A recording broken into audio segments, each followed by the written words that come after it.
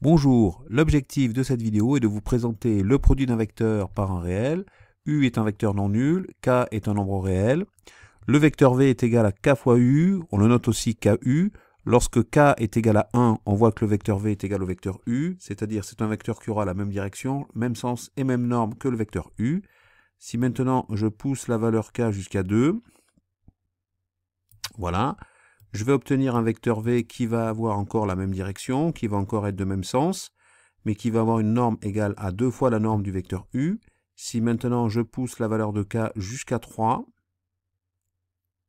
voilà, je vais donc ici avoir un vecteur V qui va encore avoir la même direction que le vecteur U, qui va encore avoir le même sens, et dont la norme sera égale à 3 fois la norme du vecteur U. Si maintenant je pousse la valeur de K à moins 1, voilà, je vais pousser la valeur de K pour moins 1. Je vais obtenir ici un vecteur V qui va avoir la même direction que le vecteur U, qui va être de sens contraire, et dont la norme sera égale à celle du vecteur U. Si maintenant je pousse K avec une valeur moins 2, là, encore une fois, le vecteur V sera de même direction, il sera de sens contraire, et sa norme sera égale à 2 fois la norme du vecteur U. Si maintenant je pousse K jusqu'à la valeur moins 3, voilà, ici, je vais obtenir un vecteur V qui va avoir la même direction que le vecteur U, qui va être de sens contraire, et sa norme sera cette fois égale à 3 fois la norme du vecteur U. Lorsque K est égal à 0, eh bien, 0 fois le vecteur U, ça va nous donner un vecteur V qui sera un vecteur nul. Vous voyez, le vecteur V sera égal à un vecteur nul.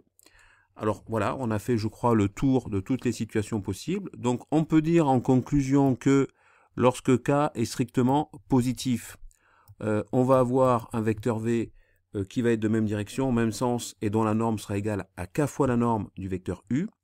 Lorsqu'on va avoir un K strictement négatif, eh bien, on va avoir un vecteur V qui va avoir la même direction que le vecteur U, qui va être de sens contraire, et dont la norme sera égale à moins K fois la norme du vecteur U. Moins K, puisque K vaut moins 2, eh bien, moins K vaut 2, d'accord ? Donc la norme de V sera égale à moins K fois la norme du vecteur U lorsque K sera strictement négatif. Et puis lorsque K est égal à 0, eh bien on a un vecteur V, un vecteur KU, qui est égal au vecteur nul. Donc voilà, on a fait le tour de toutes les situations. On va maintenant passer à la définition. On va voir maintenant donc la définition. Voilà. U est un vecteur non nul et K un nombre réel non nul. U est un vecteur non nul et K un nombre réel non nul. Et K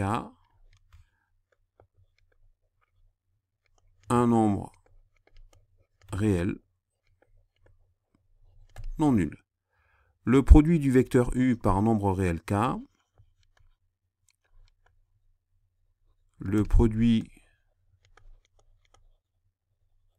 du vecteur U par un nombre réel K, et le vecteur noté KU,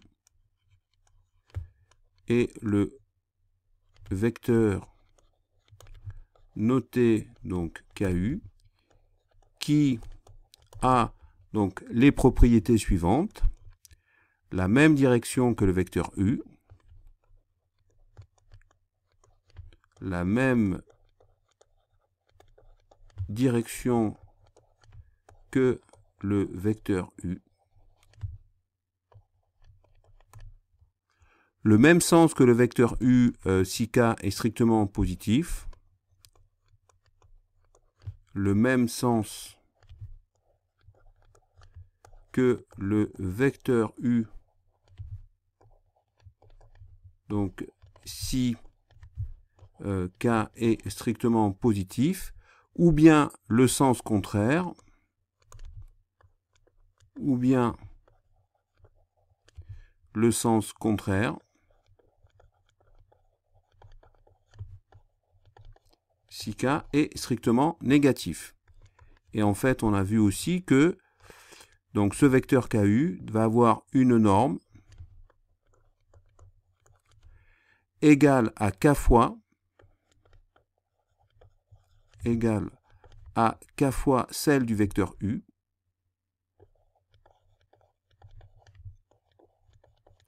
celle du vecteur U si k est strictement positif, ou moins k fois celle du vecteur U, celle du vecteur U, si k est strictement négatif. Il faut aussi rajouter à cela que, là on a vu jusqu'à présent, k étant un réel non nul. Si maintenant, et on a vu aussi que U n'était pas non plus un vecteur nul.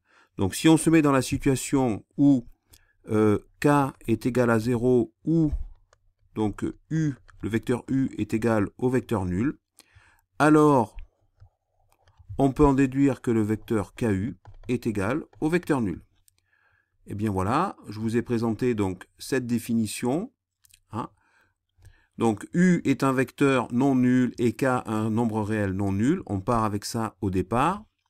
Le produit du vecteur U par un nombre réel K est le vecteur noté KU, qui a donc la même direction que le vecteur U, le même sens que le vecteur U si K est strictement positif, ou bien le sens contraire si K est strictement négatif. Une norme égale à K fois celle du vecteur U, donc si K est strictement positif, ou moins K fois celle du vecteur U, si k est strictement négatif. Si maintenant on est dans la situation où k est égal à 0 ou le vecteur u est égal à un vecteur nul, alors le vecteur ku est égal au vecteur nul. Et bien voilà, je vous ai présenté la définition du produit d'un vecteur par un scalaire.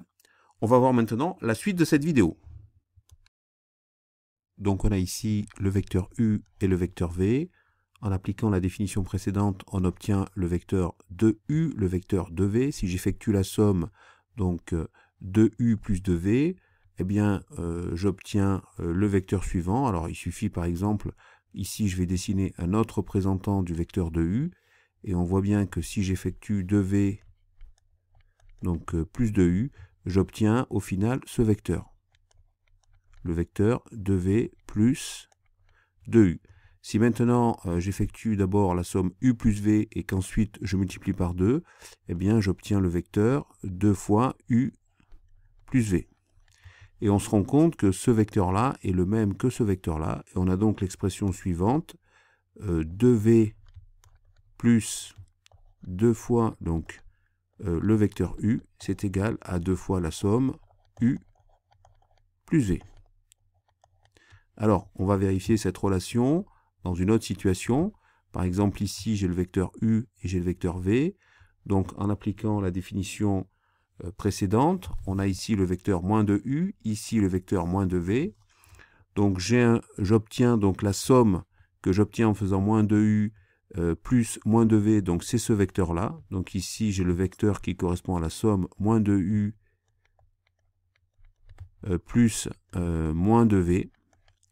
Et on voit bien que si j'effectue d'abord la somme u plus v, ici, donc u plus v, et que je multiplie cette somme par moins 2, j'obtiens ici le vecteur moins 2 u plus v.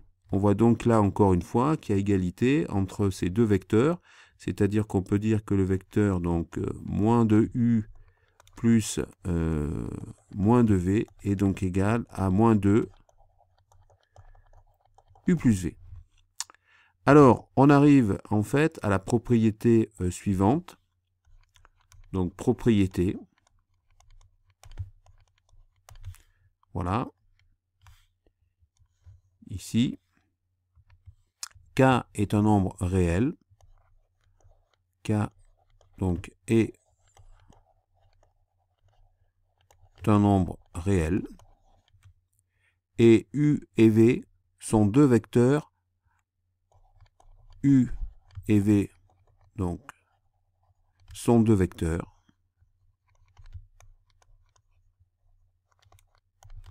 Alors,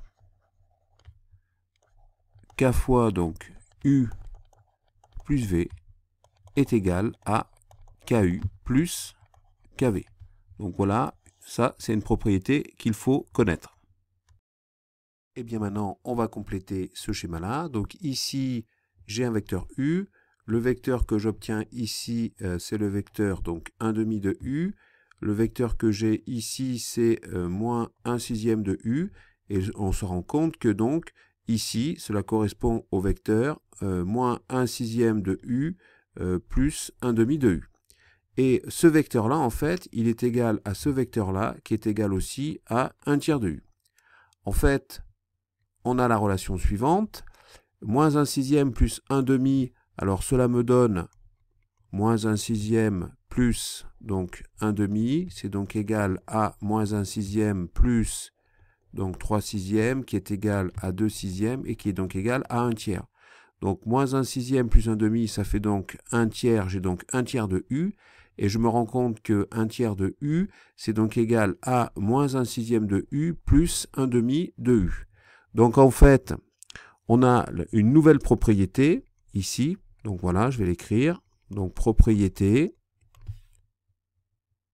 voilà.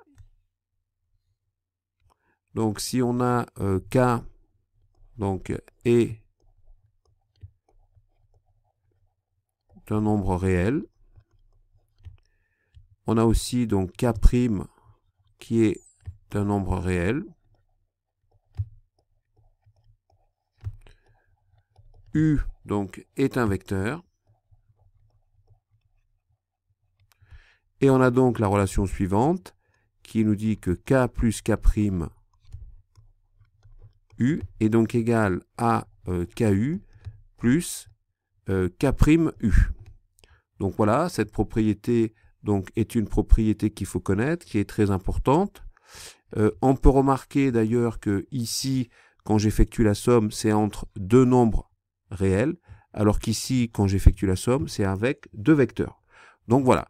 Eh bien, cette vidéo est finie. J'espère qu'elle vous a permis d'un peu mieux comprendre la multiplication d'un vecteur par un nombre réel. Et je vous dis à bientôt sur le site Scol Mathématiques ainsi que sur sa chaîne YouTube.